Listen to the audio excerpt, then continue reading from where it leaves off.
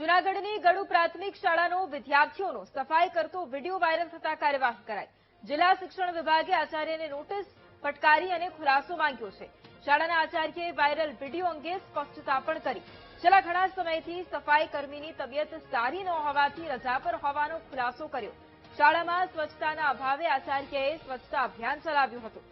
શાળાના કેટલાક શિક્ષકો એસઆઈઆરની કામગીરીમાં જોડાયા હોવાથી વિદ્યાર્થીઓની મદદ લેવી પડી। શાળાના સ્ટાફ અને વિદ્યાર્થીઓએ સાથે મળી અને સફાઈ અભિયાન ચલાવ્યું હોવાનો આચાર્યનો ખુલાસો। અભિયાનમાં આચાર્ય પોતે પણ જોડાયા હોવાની કબૂલાત કરી।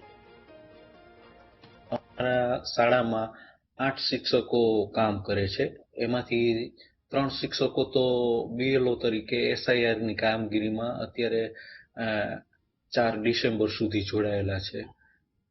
સવારની પાળી પૂરી થઈ ગયેલી હતી, બપોરની પ્રાર્થના ચાલુ હતી અને અઠવાડિયાથી અમારા સફાઈ કર્મચારી ન આવેલા જણાતા મને શાળાનું મેદાન થોડું વધુ અસ્વચ્છ અને ગંદુ લાગ્યું। તેથી સ્વચ્છતાના અભિયાન રૂપે મેં 4 કે 5 બાળકોને લઈ અને હું પોતે પણ સફાઈ અભિયાનમાં જોડાયો હતો અને સફાઈ કરતો હતો।